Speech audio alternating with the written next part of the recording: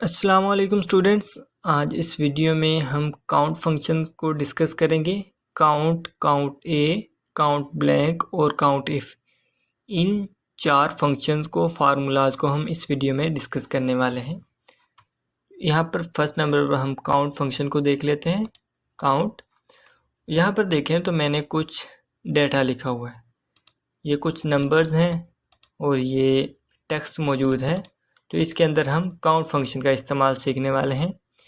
तो हम यहाँ पर काउंट का फार्मूला लगाएंगे, काउंट ब्रैकेट, और हम इन सब तमाम को सिलेक्ट करेंगे ब्रैकेट और इंटर करेंगे। तो आप यहाँ पर देखें तो इसका जो हमें आंसर मिला है वो है 3। क्यों?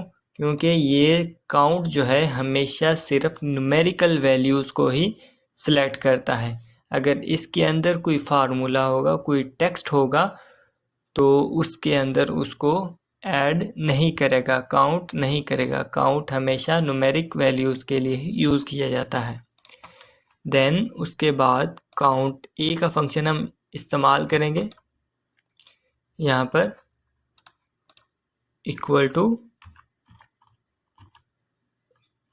Count anti count A bracket, और अब हम इसको सेलेक्ट करेंगे, ब्रैकेट क्लोज और इंटर करेंगे। तो अब यहाँ पर देखें तो उसने आंसर 5 दिया है तमाम वैल्यूज़ को। इसके अंदर उसने न्यूमेरिकल वैल्यूज़ को भी काउंट किया है और टेक्स्ट को भी। तो इसलिए हम काउंट ए का इस्तेमाल करते हैं टेक्स्ट और न्यूमेरिक वैल्यूज़ को काउंट करने के लिए। नेक्स्ट उसके बाद यहाँ पर है काउंट ब्लैंक।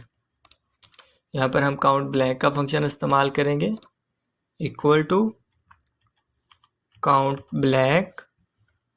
सेलेक्ट करने के लिए हम टैब प्रेस करेंगे तो ये ब्रैकेट लग जाएगी और हमने रेंज देनी है। तो यहाँ पर मैं इस रेंज को सिलेक्ट करता हूँ और ब्रैकेट क्लोज और इंटर करूँगा। तो आप यहाँ पर देखें तो ये 5 आंसर दे रहा है। तो यहाँ पर देखें 1, 2, 3, 4 और 5 सेल्स जो हैं वो ब्लैंक हैं, खाली हैं। यहाँ पर अगर मैं इसको डिलीट कर दूँ तो यहाँ पर देखें 6, इसको भी अगर डिलीट करूँ यहाँ पर देखें तो 7। तो इस तरह से आप ब्लैंक सेल्स को भी काउंट कर सकते हैं। नेक्स्ट हम देखते हैं काउंट इफ़ का फंक्शन। काउंट इफ़ का फंक्शन जो है हम यूज़ करते हैं, इसके अंदर हम एक किस्म का क्राइटेरिया देते हैं और हमें वो आंसर देता है, इक्वल टू काउंट इफ़ लगाएंगे ब्रैकेट, और रेंज क्या है,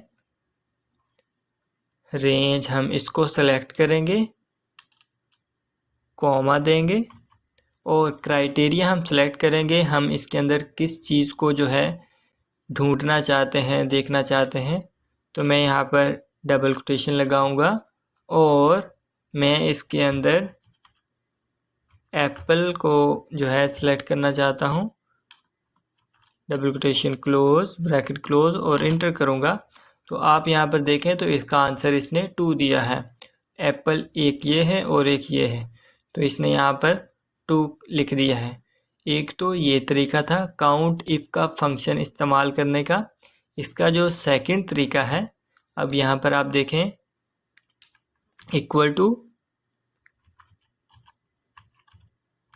काउंट इफ़ ब्रैकेट, और यहाँ पर रेंज सेलेक्ट करूँगा।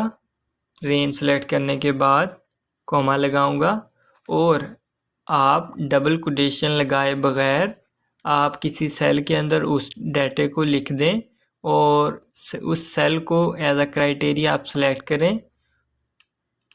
करने के बाद ब्रैकेट क्लोज और इंटर करेंगे तो आपका आंसर फिर भी अप्लाई हो जाएगा। इसी तरह आप यहाँ पर काउंट इफ़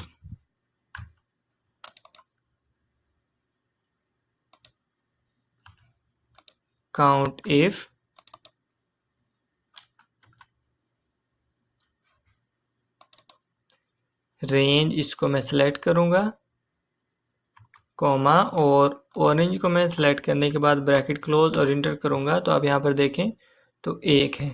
अगर मैं यहाँ पर मैंगोज़ की जगह पर